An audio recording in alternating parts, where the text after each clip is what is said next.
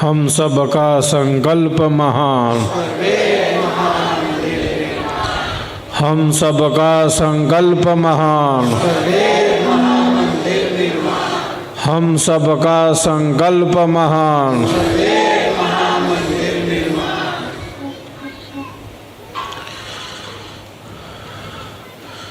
दंडक वन आश्रम का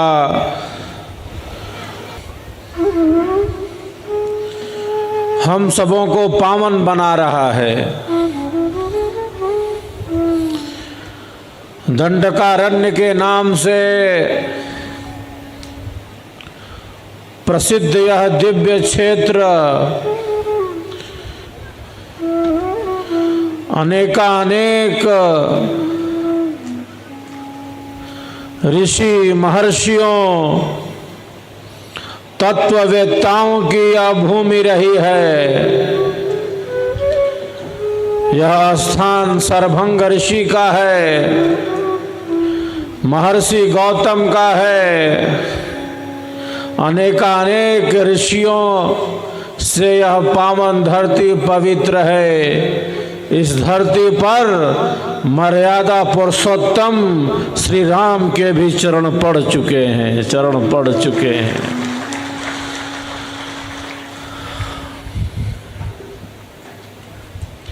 ऐसी ही दिव्य भूमि पर, जो भूमि दंडक वन आश्रम की, जो प्राकृतिक छटाओं से भरपूर है, यह भूमि विहंगम योग के प्रणेता सद्गुरु सदाफल देव जी की आध्यात्मिक शक्ति से सदैव जागृत है, सदैव जागृत है। सद्गुरुदेव क्या कहते हैं? जो इस दंडक भूमि पर आएंगे, साधना रत रहेंगे, सेवा सत्संग साधना में स्थित होंगे, वे सारे शिष्य और शिष्याएं भक्ति और मुक्ति के अधिकारी होंगे। जो दंडक वन में आएंगे, यहाँ के आध्यात्मिक परमाणुओं के संपर्क में आएंगे, वे शिष्य भक्ति और मुक्ति के अधिकारी होंगे। यह परम पावन पवित्र क्षेत्र है, परम पावन भूमि दंडक वन आश्रम की है, जो हमारे प्रमुख आश्रमों में एक है। नित्य अनादि सद्गुरु के प्राकट्य की यह भूमि है।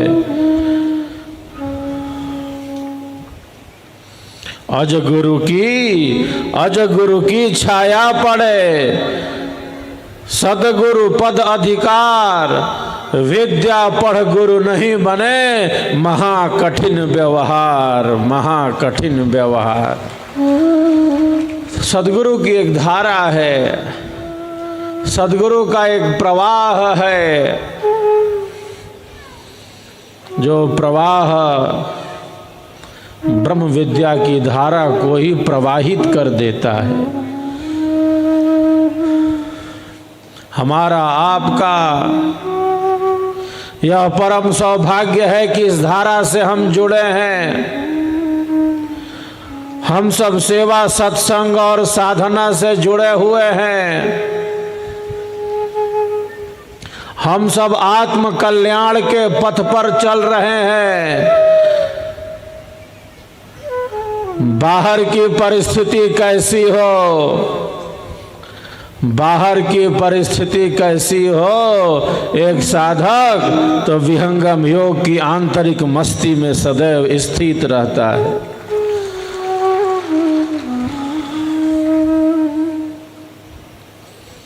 अभी हम सब साधना का अभ्यास कर रहे थे।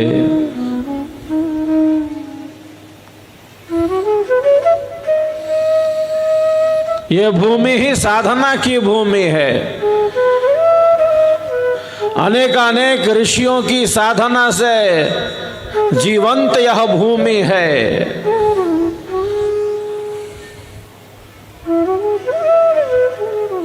तो नित्य प्रति के अभ्यास से, प्रतिदिन के अभ्यास से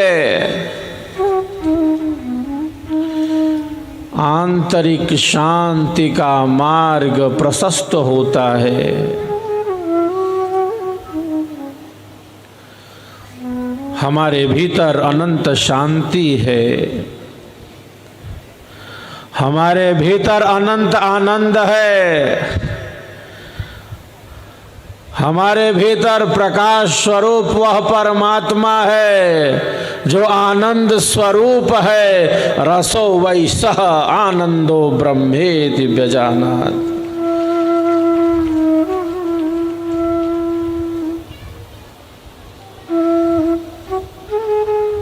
जीवन का अनुभव हो। जीवन है क्या, इसका अनुभव हो जाए। जीवन आनंददायी बने। कोई हताशा, कोई निराशा, कोई कुंठा, कोई अवसाद हमारे जीवन को घेर न ले। मनोविकार हमारे जीवन को घेर न ले। जीवन आनंददायी बने, जीवन कल्याणकारी बने, क्योंकि परमात्मा आनंद स्वरूप है, परम कल्याण स्वरूप है।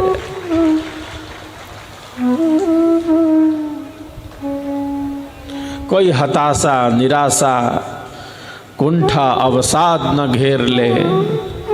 जीवन आनंददायी बने, क्योंकि परमात्मा आनंद स्वरूप है। रसो वै सह आनंदो ब्रह्मेति व्यजानात्।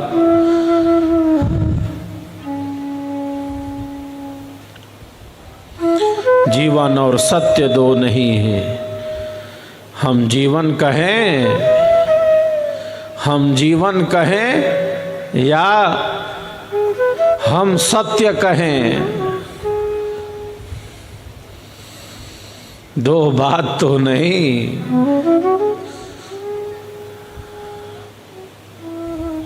कौन हूं मैं, कौन हूं मैं, कहां से आया, कौन हूं मैं, कहां से आया, क्या कर रहा और जाना कहाँ है, लक्ष्य क्या है, क्यों ये जीवन मिला, क्यों ये शरीर मिला।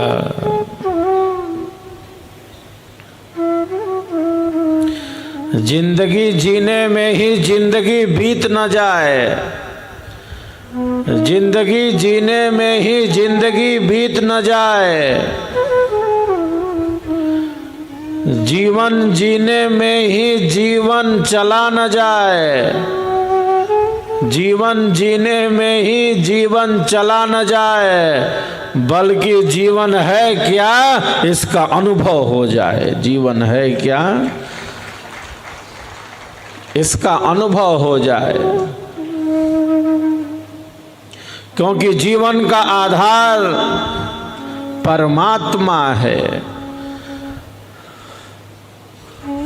सर्वाधार है, सबका जीवन प्राण है, सबका एक आधार, अज अद्वैत अनाम है, परम पुरुष करतार।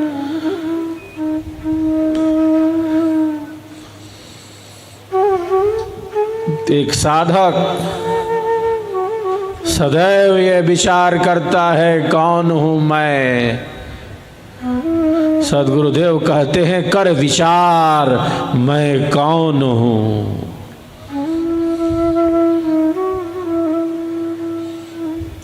विचारवान ही श्रेष्ठ विचार करता है, पवित्र विचार करता है, आत्म कल्याणकारी विचार करता है। विचारों के उतार चढ़ाव पर नियंत्रण प्राप्त करने लगता है।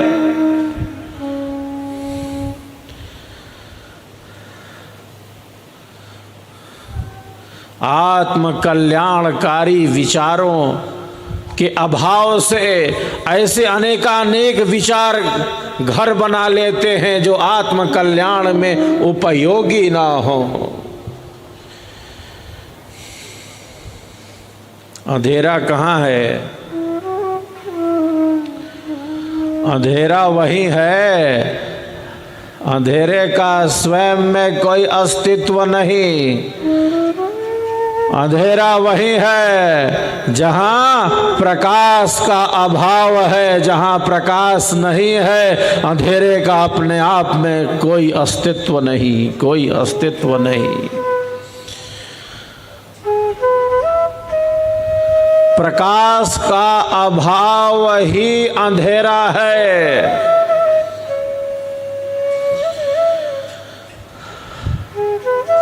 श्रेष्ठ ज्ञान का, श्रेष्ठ विचार का अभाव ही निंदित विचार है, कुत्सित विचार है।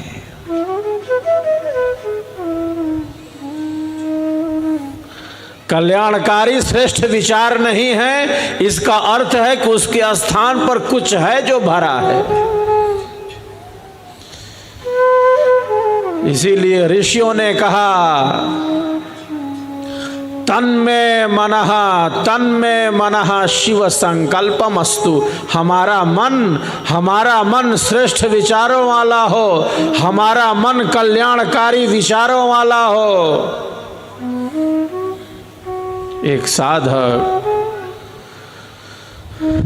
इस पर निरीक्षण करता है, प्रातः जागरण से लेकर रात्रि शयन तक कब कैसे विचार आए, कौन से विचार उपयोगी थे, कौन से विचार उपयोगी नहीं थे, इसका निरीक्षण करता है। एक विचारवान ही अपने विचारों को देख पाता है, देख सकता है। विचारों के उतार चढ़ाव पर वह नियंत्रण प्राप्त करने लगता है।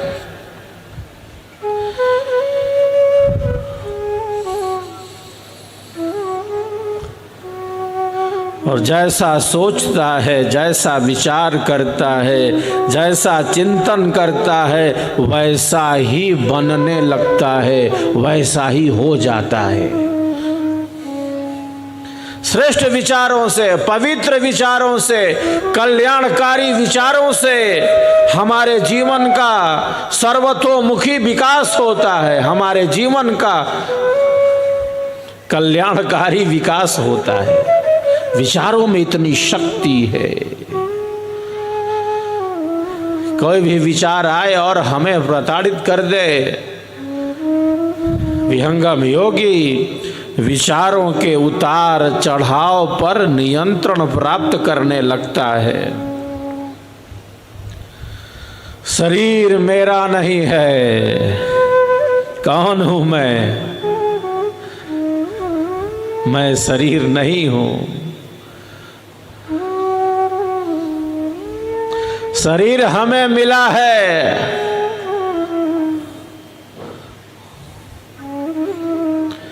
अगर शरीर हमारा रहता तो हम इसको लेकर चले जाते। हम अपनी वस्तु कहीं छोड़ते हैं क्या? हम गर्भ से, माँ के गर्भ से शरीर लेकर आए हैं, आ तो गए हैं, लेकिन जा नहीं सकते। क्यों नहीं शरीर लेकर जा सकते? क्योंकि ये हमारा नहीं है, उसने दिया है, उसका है। हम लेकर तो आ गए हैं, लेकर जा नहीं सकते क्योंकि हमारा है नहीं, उसने बड़ी कृपा करके दिया है। जो जगत नियंता है, जो परमात्मा है, जो आत्मा के अंदर अंतरात्मा रूप से स्थित है, उसने दिया है। क्यों दिया है? यूं ही तो नहीं दे दिया। परमात्मा का प्रत्येक कार्य परम ज्ञान वाला है, परम ज्ञान स्वरूप है। वो सृष्टि का नियंता है, वो करता है, वो धरता है, वो साक्षी है, वो कर्माध्यक्ष है। उसके प्रत्येक कार्य में एक प्रयोजन, एक नियम, एक सिद्धांत है। यूं ही तो नहीं दे दिया केवल शरीर का ध्यान रखने के लिए, ये मिटने वाला शरीर तो नहीं दे दिया।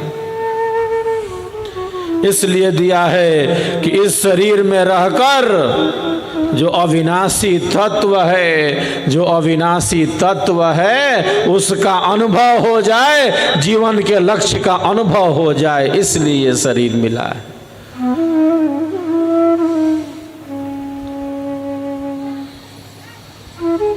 इससे पहले कि शरीर नष्ट हो, इससे पहले कि शरीर नष्ट हो, कब नष्ट हो जाए शरीर? मिट्टी का घड़ा है, मिट्टी का घड़ा है, कब ठोकर लगे टूट फूट जाए। शरीर तो जैसे मिट्टी का घड़ा हो, कब ठोकर लगे टूट फूट जाए। इससे पहले कि शरीर नष्ट हो, जीवन है क्या, ये शरीर क्यों मिला, इसका अनुभव हो, एक साधक इसी पथ पर आगे बढ़ता रहता है। एक साधक इसी पथ पर आगे बढ़ता रहता है, क्योंकि जीवन का आधार परमात्मा है, दुख नहीं चाहिए।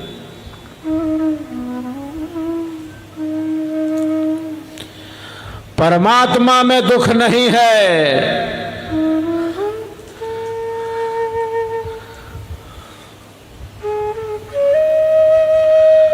मोक्ष में दुख नहीं है।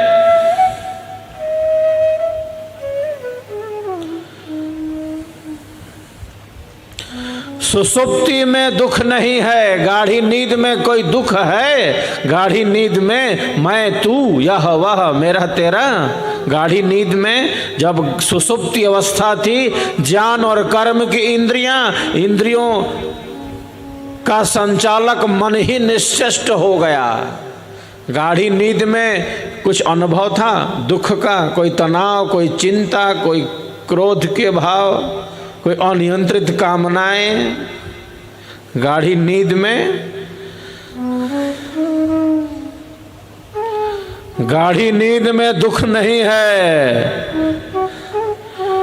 जिस प्रकार गाढ़ी नींद में दुख नहीं है, सुसुप्ति में दुख नहीं है, उसी प्रकार मोक्ष में दुख नहीं है, समाधि में दुख नहीं है, क्योंकि परमात्मा में दुख नहीं है। क्योंकि परमात्मा में दुख नहीं है। परमात्मा में दुख नहीं है, वो आनंद स्वरूप है। परमात्मा मतलब आनंद, ब्रह्म मतलब आनंद।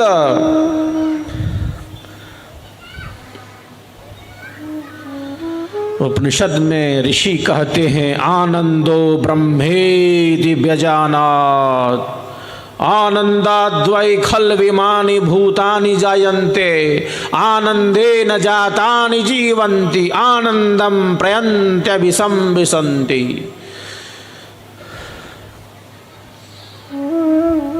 ब्रह्म ही आनंद है, आनंद ही ब्रह्म है।